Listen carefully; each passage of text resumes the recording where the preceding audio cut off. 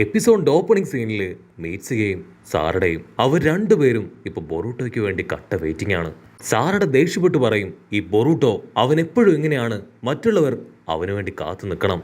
മീറ്റ്സുക ചോദിക്കും, നീ എന്തിനാ എപ്പോഴും ബൊറൂട്ടോയെ തന്നെ കുറ്റം പറയണേ?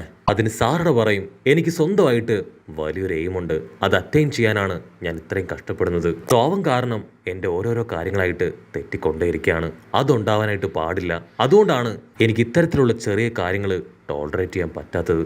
അതിരിക്കട്ടെ മീറ്റ്സുക, നിന്റെ ലക്ഷ്യം അതെന്താണ്? അതിന് മീറ്റ്സുക അവൻ ചിരിക്കും, എനിക്കങ്ങനെ പ്രത്യേകിച്ച് ലക്ഷ്യമൊന്നുമില്ല. ബൊറൂട്ടോയുടെ കൂടെ അവൻ്റെ ഒരു വലം കൈയായി എപ്പോഴും അവനോട് ചേർന്ന് നടക്കണം. സാറുടെ ആണെങ്കിൽ അത് കേട്ട് ഷോക്കാവും. നിനക്ക് ഇത് മാത്രമാണോ ഏക ചിന്ത? സ്വന്തമായിട്ടൊന്നും നിനക്ക് ചെയ്യാനില്ലേ? അതിനവൻ പറയും, ഇത് ആക്ച്വലി ഞാൻ തന്നെ എടുത്ത തീരുമാനമാണെന്ന് പറഞ്ഞ് ഒരു ഫ്ലാഷ് ബാക്കിലേക്ക് പോവും. ഫ്ലാഷ് ബാക്കിൽ മീറ്റ്സുക അവനൊരു ബെഡിൽ കിടക്കുകയാണ്. ഉടനെ ഒറോച്ചിമാറു അവൻ എന്തോ ഒരു മരുന്ന് കഴിക്കാനായിട്ട് കൊടുക്കും. മരുന്ന് കഴിച്ചതും അവന്റെ കയ്യിൽ നിന്ന് കപ്പ് അത് താഴെ വീണ് പൊട്ടും. ഉടനെ ഒറോച്ചിമാറു അവൻ സുഗട്സുവിനോട് പറയും, മീറ്റ്സുക ഒരു അല്പനേരം ഉറങ്ങും, അത് കഴിഞ്ഞാ നീ അവനെയും കൂട്ടി എന്റെ അടുത്തേക്ക് വരണം. മീറ്റ്സുക ഷോക്കായിട്ട്, ഞാനിത് എവിടെയാണ്, എനിക്ക് എന്താ സംഭവിച്ചേ?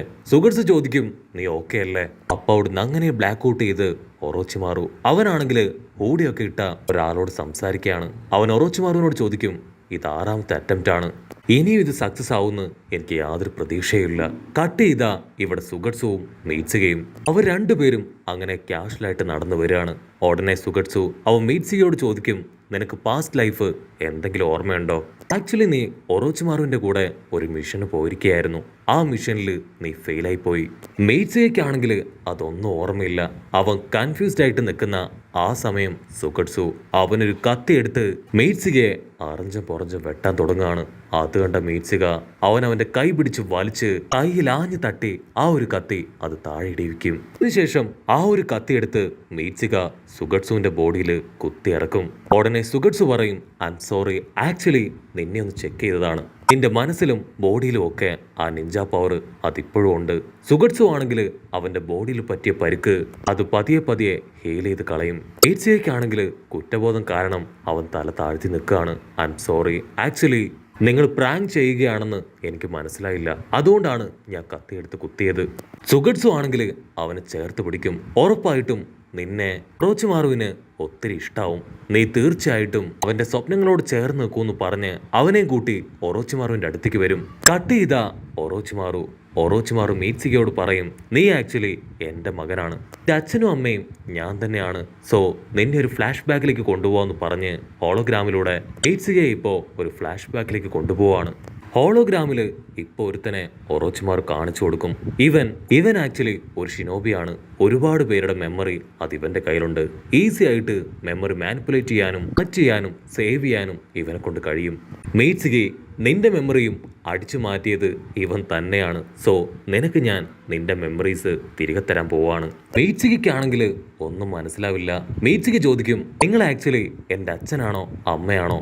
അതിന് ഒറോച്ചിമാറു അവൻ പറയും, അങ്ങനെയൊന്നും എനിക്ക് പറയാൻ അറിയില്ല, പക്ഷെ ഒരു കാര്യം നീ മനസ്സിലാക്കണം, ഞാനൊരു ലെജൻഡറി സെനിയനാണ്, ഞാൻ ഈ ലോകത്തിൽ വെച്ച് ഏറ്റവും റയറസ്റ്റ് ആയിട്ടുള്ള ഒരാളാണ്, എൻ്റെ പവർ അത് അൺലിമിറ്റഡ് ആണ്.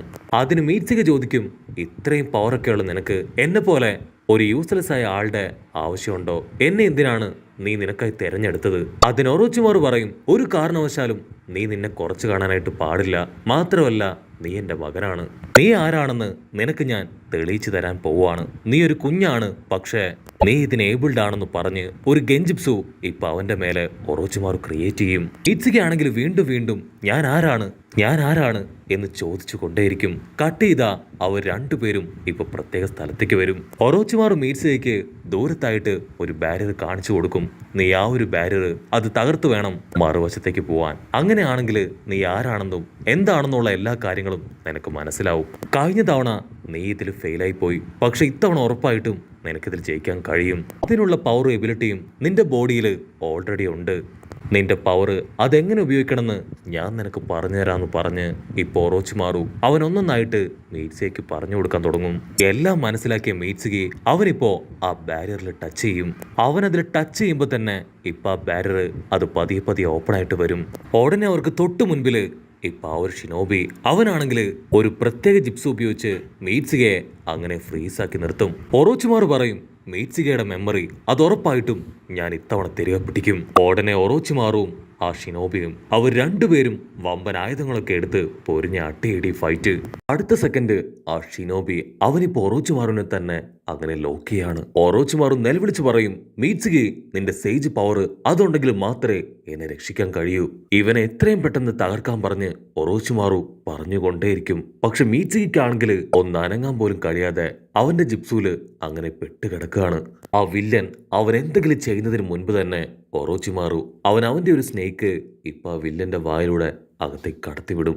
അല്പസമയത്തിനുള്ളിൽ തന്നെ അവന്റെ ബോഡി മുഴുവൻ പോയിസൺ സ്പ്രെഡായി ആ സ്നേക്ക് പുറത്തേക്ക് വരാണ്. ഒറോച്ചിമാറു വീണ്ടും മീറ്റ്സുകിയോട് പറയും മീറ്റ്സുകി നീ ഇവനെ നോക്കണം, ഞാൻ എത്രയും പെട്ടെന്ന് അകത്തേക്ക് പോയി ഇന്റൽസുമായിട്ട് പുറത്തേക്ക് വരാം. അടുത്ത സെക്കൻഡ് ആ വില്ലൻ ക്രിയേറ്റ് ചെയ്ത ജിപ്സു അത് ബ്രേക്കായി ഇപ്പൊ മീറ്റ്സുക അവൻ നോർമലാവും. ഒറോച്ചിമാറു മീറ്റ്സുകിയോട് പറയും ഒരു കാരണവശാലും അവന്റെ അടുത്തേക്ക് പോകാൻ പാടില്ല, ഞാൻ പോയി പെട്ടെന്ന് തന്നെ തിരികെ എത്തും. മീറ്റ്സുകയ്ക്കാണെങ്കിൽ എന്താ നടക്കണമെന്ന് മനസ്സിലാവില്ല. അവനിപ്പോ പതിയെ ആ ഷിനോബിയുടെ അടുത്തേക്ക് വരും. ഷിനോബിക്കാണെങ്കിൽ ഒന്ന് അനങ്ങാൻ പോലും കഴിയുന്നില്ല. അത് മീറ്റ്സുകയോട് പറയും നിനക്ക് ബുദ്ധിമുട്ടില്ലെങ്കിൽ എന്റെ ഫേസ് മാസ്ക് അത് മാത്രം ഒന്ന് അഴിച്ചു തരോ. അതിന് മീറ്റ്സുക ചോദിക്കും ഓ നീ എന്നെ മാനിപ്പുലേറ്റ് ചെയ്യാൻ ശ്രമിക്കുകയാണല്ലേ, ഒരിക്കലുമില്ല, ഞാൻ നിന്റെ അടുത്തേക്ക് വരില്ല. അതിനവനാണെങ്കിൽ അയ്യോ ഇല്ല ഇല്ല, ഞാൻ നിന്നെ ഒരിക്കലും മാനിപ്പുലേറ്റ് ചെയ്യാൻ ശ്രമിച്ചിട്ടില്ല.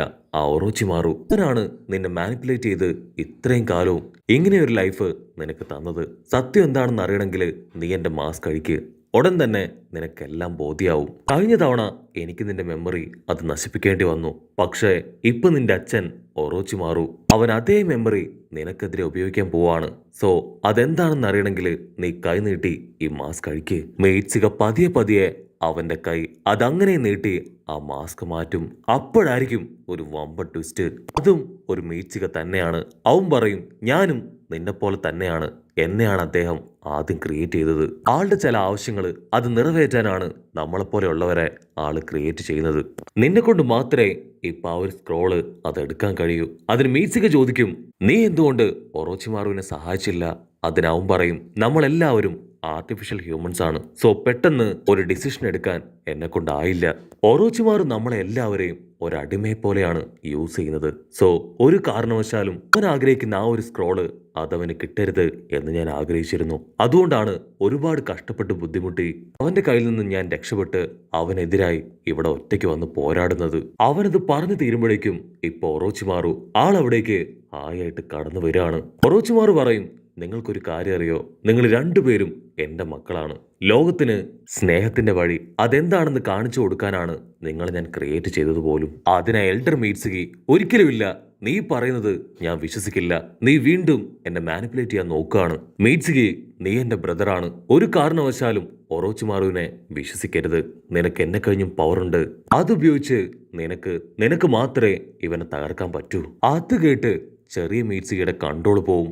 അവന്റെ കയ്യിലുണ്ടായിരുന്ന ആ ഒരു മാസ്ക് തകർക്കും. അതിനുശേഷം ഞൊട്ടിയിടയില് ഇപ്പൊ സേജ് പവറിലേക്ക് പോവാണ്. ചെറിയ മീറ്റ്സുക പറയും ഇതെന്റെ ലൈഫാണ്, ഞാൻ ചെയ്യുന്നത് ശരിയാണോ തെറ്റാണോ എന്ന് എനിക്കറിയില്ല, പക്ഷെ ഇതിപ്പോ എനിക്ക് ചെയ്തേ പറ്റൂന്ന് പറഞ്ഞ് ആ സ്ക്രോളും കീയും അത് രണ്ടും അവൻ എടുക്കുകയാണ്. അവിടുന്ന് അങ്ങനെ ബ്ലാക്ക് ഔട്ട് ചെയ്ത ചെറിയ മീറ്റ്സുകി അവനിപ്പോ നോർമലായി പുറത്തേക്ക് വരികയാണ്. അതിനുശേഷം ആ കീ ഉപയോഗിച്ച് അവനിപ്പോ ആ സ്ക്രോൾ ഓപ്പൺ ചെയ്യും.